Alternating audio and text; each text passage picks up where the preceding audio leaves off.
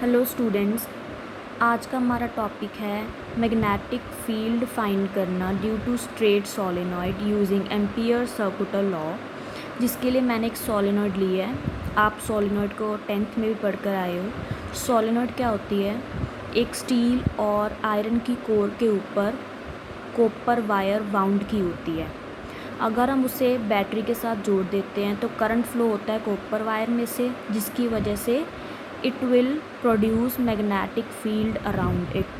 सो देखो, जैसे मैंने एक सोलेनॉइड ली, उसे बैटरी के साथ कनेक्ट किया। पॉजिटिव टर्मिनल से करंट जाएगा, नेगेटिव टर्मिनल में करंट एंटर करेगा। तो अब देखो, जैसे करंट की डायरेक्शन आपको पता चल गई है। अब राइट साइड से देखेंगे तो करंट कैसे फ्लो होता दिखेगा? क्लॉकवाइज, जिसकी वजह से राइट साइड वाला जो फेस है सोलेनॉइड का वो साउथ पोल एक्ट करेगा। सिमिलरली अगर इस लेफ़्ट साइड से देखेंगे सोलेनॉइड की, तो करंट एंटी क्लॉकवाइज फ्लो होता दिखेगा, जिसकी वजह से ये जो पार्ट है, ये फेस है, ये नॉर्थ पोल लगेगा। अब अगर नॉर्थ साउथ पोल्स बन गए सोलेनॉइड के, तो ऑब्वियस है कि मैग्नेटिक फील्ड प्रोड्यूस होगा, जिसकी डायरेक्शन हमेशा नॉर्थ से साउथ पोल होती है outside the magnet. So solenoid जब करंट फ्लो करेगा सोलेनॉइड में से, तो it will behave as a magnetic field. तो मैग्नेटिक फील्ड की डायरेक्शन क्या होगी? नॉर्थ से बाहर निकलेगी और साउथ में एंटर करेगी। तो ये डायरेक्शंस मैंने बनाई हुई है।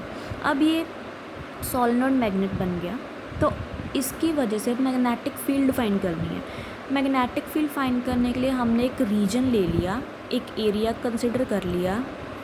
एम्पीरियन लूप बोल दो चाहे इसे, ऐसा एरिया कंसिडर कर लिया मैंने, ठीक है।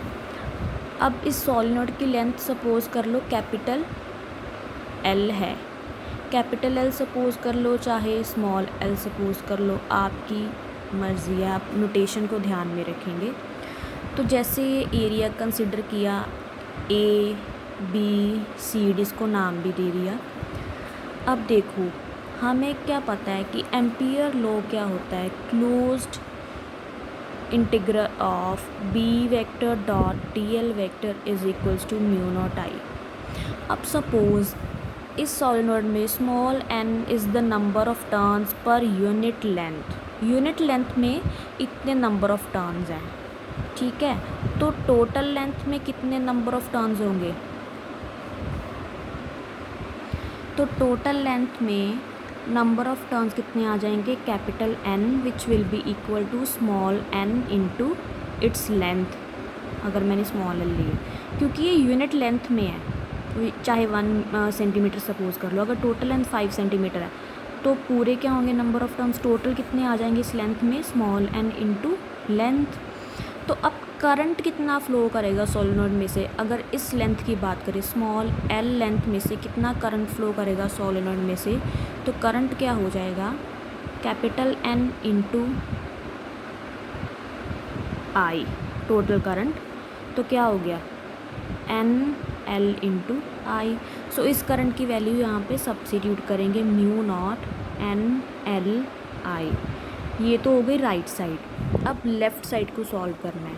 लेफ़्ट साइड क्या है? Closed integral of B dot D L. Closed integral कहाँ, ये कौन सा आएगा? ए बी सी और डी, ऐसे भी लिख सकते हैं, A B C D B vector dot D L vector is equals to mu naught L N L into I. So ये इक्वेशन बन गई। अब इस जो हमारा सरफेस इंटीग्रल है उसे हम, सॉरी लाइन इंटीग्रल है ये, उसे हम ब्रेक करेंगे कितने पार्ट्स में से? 4 पार्ट में, ए बी का, बी सी का, सी डी का और डी ए का। इसे हम ऐसे भी लिख सकते, देखो अब अगर तोड़ के लिखा इसको, इस लेफ़्ट साइड को, तो हम ऐसे लिखेंगे, ए से बी तक का लाइन इंटीग्रल, बी से सी तक का, फिर सी से डी तक का और फिर डी से ए तक का। 4 पार्ट्स में डिवाइड हो गया ये इंटीग्रल। अब इन 4 इंटीग्रल्स की वैल्यू निकालनी है। अब देखो, ए से बी तक में बी डॉट डी एल, यहाँ पे देखो डायग्राम में, ए से B B dot D L. A B जो है, ये वाला जो लाइन इंटीग्रल है वो सोलेनॉइड के अंदर लाई कर रहा है, ठीक है। तो ए बी की लेंथ भी इस डायरेक्शन में जा रही है और मैग्नेटिक फील्ड भी अंदर इसी डायरेक्शन में है, ओके। सो दोनों के बीच एंगल कितना हो गया 0, मतलब ये इंटीग्रल नॉन ज़ीरो है, इसकी वैल्यू आएगी, तो A B will be non zero. B C की बात करते हैं। बी सी देखो, बी और सी, बी सी की डायरेक्शन लेंथ की इस तरफ है और बी तो अंदर की तरफ ऐसे ही जाएगा, मतलब बी सी के लिए लेंथ इस तरफ आ गई और बी इस तरफ आ गया, तो दोनों के बीच एंगल 90 डिग्री। तो डॉट प्रोडक्ट कैसे सॉल्व होता है, cos 90, तो इसके लिए इंटीग्रल ये वाला ज़ीरो हो जाएगा, क्योंकि बी सी के लिए B D L cos 90 will be zero, this integral will be zero. Similarly this integral will also be zero. D A, diagram में देखो डी ए कैसे जा रहा है, ये वाला है, डी से लेके ए तक, लेंथ इस तरफ, बी इस तरफ, दोनों के बीच 90 डिग्री एंगल, तो इंटीग्रल ज़ीरो। तो बचा कौन सा, ये बी ए वाला फाइंड करना रह गया। सी से डी तक, सी से डी देखो, सी से डी है जो, वो मतलब सोलेनॉइड के बाहर लाई कर रहा है। बाहर हम बोल सकते हैं कि मैग्नेटिक फील्ड बहुत वीक है। हमें पता है कि सोलेनॉइड के अंदर मैग्नेटिक फील्ड स्ट्रॉन्ग होता है, जिसकी वजह से हम ये वाला यहाँ पे मैग्नेटिक फील्ड ज़ीरो मानेंगे, तो इसके लिए ये इंटीग्रल भी ज़ीरो हो जाएगा। सभी इंटीग्रल ज़ीरो हो गए, सिर्फ ये वाला बचा B dot D L A B का। ओके, सिर्फ यही बचेगा A B B D L. अब इसको सॉल्व करेंगे। बी कांस्टेंट है, अंदर बाहर आ गया, डी एल का इंटीग्रेट करेंगे। डी एल का इंटीग्रेट मतलब टोटल लेंथ, अगर स्मॉल एन कंसीडर किया स्मॉल एल लिखेंगे, स्मॉल कैपिटल एल कंसीडर किया तो कैपिटल एल लिखेंगे। तो यहाँ से कि क्या बन गया, B dot capital L. Substitute किया, ये वाली राइट साइड थी हमारी, लेफ़्ट साइड क्या बन गई, बी एल, उस इक्वेशन की। आप इसको इंटरचेंज करके भी लिख सकते हो।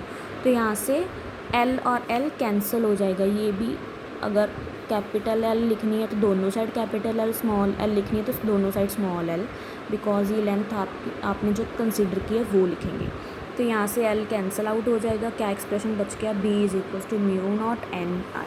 अब देखो एंड्स पे क्या होता है, सोलेनॉइड के एंड्स पे जो वैल्यू है मैग्नेटिक फील्ड की वो हाफ हो जाती है, बिकॉज आधी लाइंस ऊपर की तरफ चली जाती है, आधी नीचे की तरफ। जैसे यहाँ से अगर फील्ड निकलेगा, आधी इस तरफ जाएगा, आधा इस तरफ, तो magnetic field reduces to half. So expression क्या बन जाएगा मैग्नेटिक फील्ड का at the ends, half mu naught N I.